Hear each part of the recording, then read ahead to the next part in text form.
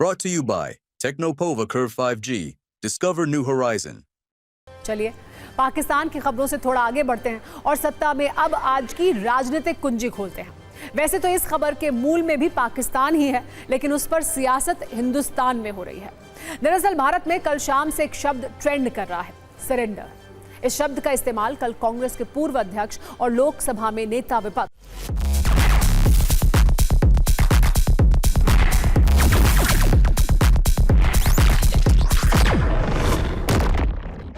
राहुल गांधी ने प्रधानमंत्री नरेंद्र मोदी के लिए किया था। राहुल गांधी कल मध्य प्रदेश की यात्रा पर थे। वो अपने कार्यकर्ताओं को संबोधित कर रहे थे। तभी उन्होंने दावा किया कि ऑपरेशन सिंदूर के दौरान पीएम मोदी ने अमेरिका के राष्ट्रपति ट्रंप के एक फोन पर सरेंडर कर दिया। राहुल गांधी के इतना कहने के बाद सरेंडर शब्द राजनीतिक सूचकांक पर फिर से ट्रेंड करने लगा। एक बार पहले सुनिए कि राहुल गांधी ने शब्दशः क्या कहा, फिर आपको इस पर शुरू हुए क्लेश और मौखिक युद्ध की विस्तृत कुंजी भी दिखाएंगे। क्या कर रहे हो? बीजेपी आरएसएस वालों को अब मैं अच्छी तरह जानता हूं।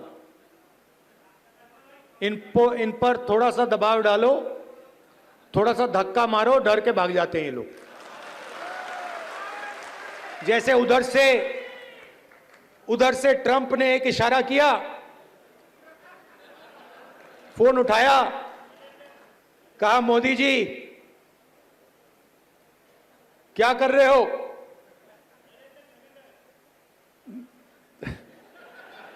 नरेंद्र सरेंडर, और जी हजूर करके नरेंद्र मोदी जी ने ट्रंप के इशारे का पालन किया। इनका कैरेक्टर है ये सारे के सारे ऐसे हैं।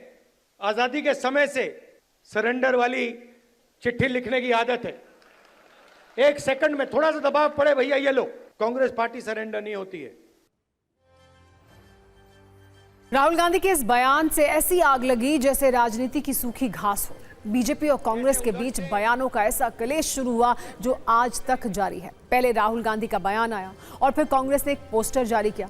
इस पोस्टर में ऐसा दिखाया गया कि राष्ट्रपति ट्रंप पीएम मोदी को आदेश दे रहे हैं और पीएम मोदी उन्हें जी हुजूर कह रहे हैं। राहुल गांधी के बयान और कांग्रेस के पोस्टर के बाद बीजेपी ने कांग्रेस पर तीखा हमला किया और दावा किया कि राहुल गांधी ऐसे बयान दे रहे हैं जैसे पाकिस्तान की आर्मी और वहां के आतंकी भी नहीं देते हैं। बीजेपी के अलग अलग प्रवक्ता कांग्रेस सरकार में सरेंडर की पूरी लिस्ट लेकर आ गए। बीजेपी सांसद और प्रवक्ता सुधांशु त्रिवेदी ने दावा किया कि कांग्रेस सरकार ने 1965 में जीता हुआ हाजी पीर का दर्रा सरेंडर कर दिया। 1960 में सिंधु का 80% पानी सरेंडर कर दिया। 1948 में कश्मीर का हिस्सा सरेंडर कर दिया। 1947 में मुस्लिम लीग के आगे 1/3 देश सरेंडर कर दिया।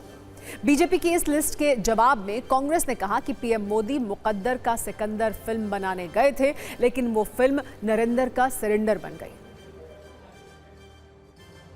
पहली बार राहुल गांधी जी ने ऐसा बयान दिया है जो पाकिस्तान के सेना प्रमुख ने भी नहीं बोला, पाकिस्तान के किसी आतंकी संगठन ने भी नहीं बोला, मौलाना मसूद अजहर ने भी नहीं बोला और हाफिज सईद ने भी नहीं बोला। इसमें से किसी ने यह शब्द नहीं बोला है कि भारत ने सरेंडर किया है। ये रैलियों का प्रेम चोपड़ा, हम ये पूछते हैं इनसे कि भाई रैलियों का प्रेम चोपड़ा डोनाल्ड ट्रंप के आगे क्यों रो पड़ा, क्यों नहीं जवाब देते? इसीलिए कहते हैं नाम नरेंद्र काम सरेंडर। हमें बोलने में अच्छा नहीं लगता है, देश के प्रधानमंत्री हैं, लेकिन अगर देश का प्रधानमंत्री कायर निकले, बहादुर सेना, बहादुर देश, पूरा विपक्ष आपके पीछे खड़ा था, आप घुटनों पर आ गए, अमेरिका के दबाव से आ गए। सेना हतप्रभ, देश हतप्रभ, विश्व हतप्रभ, विपक्ष हतप्रभ, मीडिया हैरान, लेकिन साहब सरेंडर। इसीलिए कहते हैं नाम नरेंद्र काम सरेंडर। एक हिंदी में कहावत होती है, नया मुल्ला प्याज ज्यादा खाता है, मगर यहां गैर मुल्ला इस कदर प्याज खाने में लगा हुआ है कि उसे लग ही नहीं रहा है कि यह देश के स्वाभिमान और सेना के शौर्य और सेना का कितना भीषण अपमान कर रहा है। आप पाकिस्तान के लोगों को, पाकिस्तानी सेना और पाकिस्तान के आतंकी संगठनों को कवर फायर देते थे, अब उनके सिरमौर भरने की कोशिश कर रहे हैं। नरेंद्र मोदी का मतलब भारत नहीं हो सकता। नरेंद्र मोदी का मतलब भारतीय सेना तो कतई नहीं हो सकता। 12 साल से एक पिक्चर बना रहे थे अपने हीरो, मुकद्दर का सिकंदर। पिक्चर बन गई। पिक्चर बनने के बाद जब निकल कर आई, वो निकली नरेंद्र का सरेंडर। आजकल तो बड़ा रोड शो कर रहे हैं, अपनी नसें दिखाते हुए, सिंदूर सिंदूर सिंदूर। कहीं आपको दिखा हो नरेंद्र मोदी ने कहीं जवाब दिया हो डोनाल्ड ट्रंप को, आंख उठाकर नहीं सुनाई देगा आपको। क्यों? क्योंकि नाम नरेंद्र, काम सरेंडर। हालांकि बीजेपी और कांग्रेस के बीच तर्कों और तथ्यों की इस लड़ाई में और भी कई दल कूदे। कुछ कांग्रेस के साथ तो कुछ बीजेपी के साथ दिखाई दिए। कुल मिलाकर दोनों पक्षों ने एक दूसरे को सरेंडर करने वाला कहने में कोई कोर कसर नहीं छोड़ी।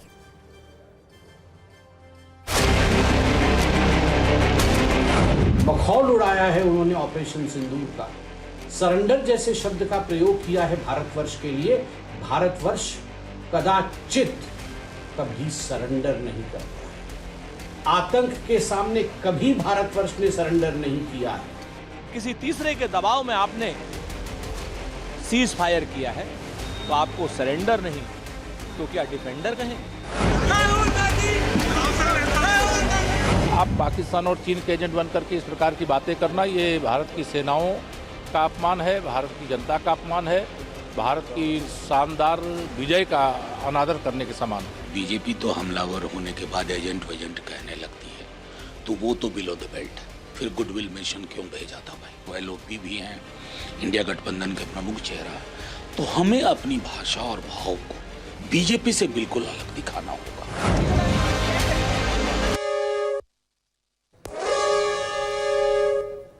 हूटा बच चुका है, यानी सत्ता में आज का वक्त खत्म हो गया है। कल शाम 7 बजे आपसे एक बार फिर मुलाकात होगी। Brought to you by Technopova Curve 5G. Discover new horizon.